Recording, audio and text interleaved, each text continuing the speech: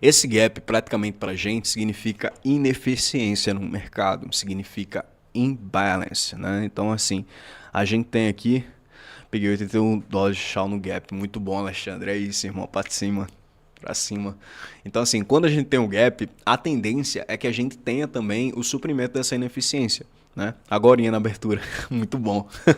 Muito bom pra cima, irmão. Muito bom mesmo, Alexandre. Parabéns. E aí a gente tem a ineficiência e a tendência é fechar essa ineficiência. Eu posso até ver aqui no Shaw SD o que o Alexandre pegou agora. Ó, praticamente isso, ó, que aconteceu. Porque lá na comunidade eu sempre falo isso pro pessoal. Se a gente for observar, olha o que acontece. O mercado ele deixa esse gap. Então o ouro fechou aqui, ó, na sexta-feira, praticamente nesse ponto e abriu nesse ponto. O que é que acontece quando a gente tem um gap? A gente tem ineficiência. O Alexandre sabe disso que eu sempre falo sobre essa questão do fechamento de gap, principalmente para o mercado brasileiro, isso tem muito.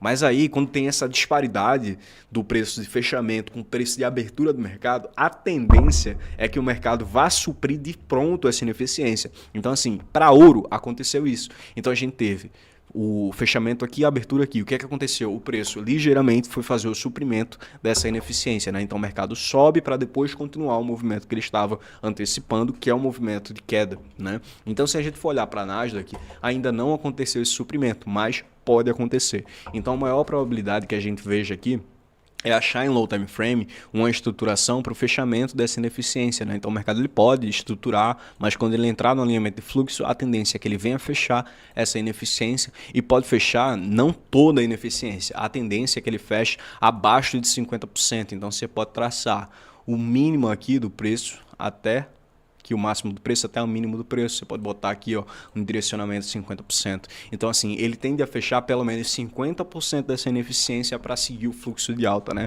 Isso aqui já bagunça um pouco para a gente o gráfico, tá? Muito obrigado, Tony. Marquei a FIBO, entrei vendido no retorno para o suprimento. Muito bom, Alexandre. É isso, irmão. Para cima. E aí a gente pode ter justamente isso, né?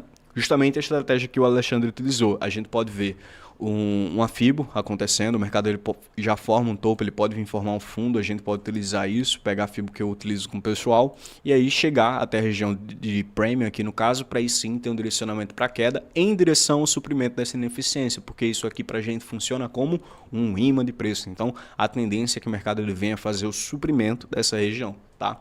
Pode não acontecer? Pode, mas a maior probabilidade é que ele venha fechar esse gap, tá, pessoal?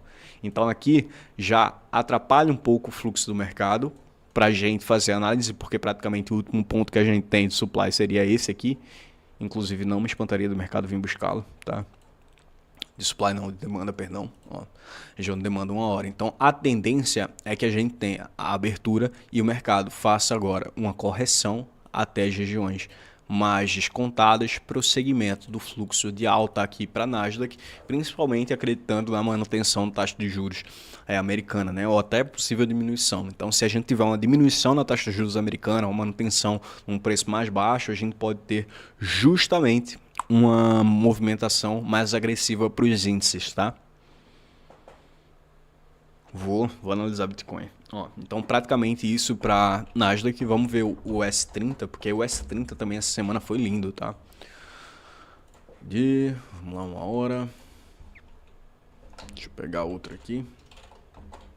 O Dow Jones praticamente seguiu todo o fluxo de alta e agora continua na valorização, né? E a gente tá passando por um cenário de all-time high. Deixa eu ver aqui, ó. É isso mesmo. Então a gente tem algumas regiões de ineficiência e regiões de demanda a serem observadas para Dow Jones, como essa região aqui de ineficiência, que é praticamente um fair value dentro dessa região, né? Se a gente, aqui o que é que eu esperaria? Praticamente a formação de um topo, que ainda não existe, tá? Ainda não está formado topo, mas posteriormente a formação de um topo, eu marcaria inclusive FIBOS e iria buscar os pontos mais contados que tendem a ser abaixo de 50%. Então vamos supor, ele fechou o topo aqui, a gente marca onde ele fecha o topo e a gente vai ver regiões abaixo de 50%. Você vê, pô, essa região aqui de fair value está acima de 50%. Então eu vou buscar regiões de demanda mais abaixo. Então essa aqui seria uma região de demanda mais relevante, que está perto ali do 7,5 inclusive. Então o mercado pode fazer um movimento de correção para a continuação de alta, tá? Vamos dar uma olhada aqui no BTC. BTC também seguiu um fluxo muito bom das análises de fechamento lá na comunidade dessa semana, né? Inclusive Na última, ele seguiu exatamente, ele foi lá no fluxo, voltou, mas praticamente esse movimento de análise aqui era o que estava antecipando com o pessoal lá na comunidade, né? A gente chega na região de demanda macro e depois que chega nessa região de demanda macro, a gente tem uma estruturação do preço para cima, né? Então a gente tem um alinhamento do fluxo junto com essa região de demanda e aí em low time frame a gente começa a ver isso acontecendo de forma maravilhosa, tá? O mercado ele não chega nessa primeira região de demanda, mas começa a estruturar a movimentação de alta a partir desses pontos, gerando novas regiões de demanda que dava pra gente boas oportunidades, né? De pegar aqui, ó, por exemplo, marcar as regiões de FIBO, pegar os pontos de desconto e aí fazer um direcionamento para a continuação da movimentação de alta, tá? Mercado, Bitcoin, agora, deixa eu só deixar isso aqui mais limpo, tá? Ó, deixar isso aqui mais limpo para vocês poderem observar. O que é que o mercado está fazendo agora? Ele está fazendo uma negociação dentro de uma região de supply de 4 horas. Ó, a gente tem essa região de supply de 4 horas acontecendo e o mercado está fazendo o quê? A mitigação dessa região de supply agora, tá? Região de supply, 4 horas. Além da mitigação nessa região de supply, a gente está tendo a captura de liquidez desse topo aqui em Bitcoin. Tá? Ó. Liquidez capturada. Então, a gente tem o movimento de um ponto de inflexão também. Por quê? A tendência é que o fluxo para Bitcoin continue de alta, continue se valorizando. Só que a gente chega num ponto de inflexão. O que seria esse ponto de inflexão? É um ponto que, a partir dele, a gente pode ter uma correção para depois seguir ou não o direcionamento de alta. Então, assim, a gente está vendo a negociação acontecendo agora aqui, ó. O mercado faz, inclusive, uma movimentação aqui de alta, vindo buscar a região de supply e agora começa a fazer uma reestruturação. Qual a tendência? A tendência é que, posteriormente, a gente ter chegado nessa região de supply de 4 horas, que é uma região de supply relevante, inclusive com o movimento de captura de liquidez, a tendência principal é que a gente tenha, de fato, uma correção do ativo. E aí essa correção pode ser para reversão do fluxo de alta ou não, pode ser apenas uma correção de pullback, né? Inclusive tem várias aulas de pullback lá na comunidade, então pode ser uma região para fazer um pullback de mercado, para ele chegar a uma região mais descontada e aí seguir o fluxo de alta. Mas primeiro a gente tem a mitigação e posteriormente a gente pode ter a violação dessa região de supply. Então o que é que eu observaria? Em low time frame, 5 minutos, 1 minuto, como é que o preço está se comportando nessa região? E a gente vê, o mercado chega, faz um movimento de queda, começa a formar topos e fundos e aí a gente pode observar o alinhamento do fluxo acontecendo, né?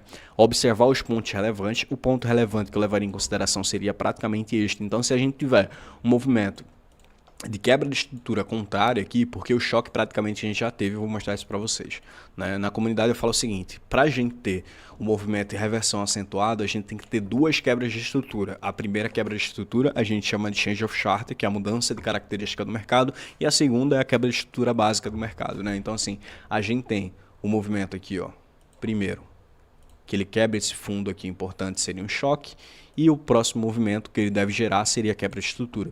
Então, fazendo o movimento de correção, quebrando a estrutura principal, a gente pode buscar pontos de oferta relevantes para direcionar a nossa posição de venda, tá? Isso aqui pode acontecer para Bitcoin. Qual seria? Isso aqui seria o cenário principal. Qual seria o outro cenário? O preço direcionar já para violação dessa região de supply, que seria principalmente ele ter essa movimentação aqui de alta. Chegou aqui, tá, a oferta não foi suficiente, aqui não tinha ordem suficiente, o preço retorna e aí faz a invalidação. Ele fazendo essa invalidação, qual o cenário que a gente tem? A gente também tem um cenário de quebra de estrutura aqui anterior. E sempre que a gente tem uma quebra de estrutura do mercado, qual é a maior probabilidade? A maior probabilidade é que a gente tenha uma retração do movimento do mercado. Então assim, se a gente tiver a quebra de estrutura desse ponto, a tendência é que a gente tenha uma correção do mercado para aí sim ter um direcionamento aqui de alta, tá? Para Bitcoin. Então é praticamente isso que eu enxergo para BTC USD, tá, pessoal?